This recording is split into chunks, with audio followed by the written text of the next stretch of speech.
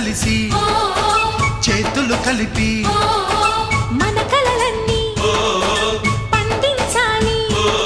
ఒక చోట పుట్టని కోడళ్ళు అయ్యారు అమ్మకే కూతుళ్ళు. త్వరలోని ముద్దుగా పుడతారు ఈ తాత పోలికల మనవళ్ళు. ఈ సంతోషాలు సరదాలే మా పండుగలు.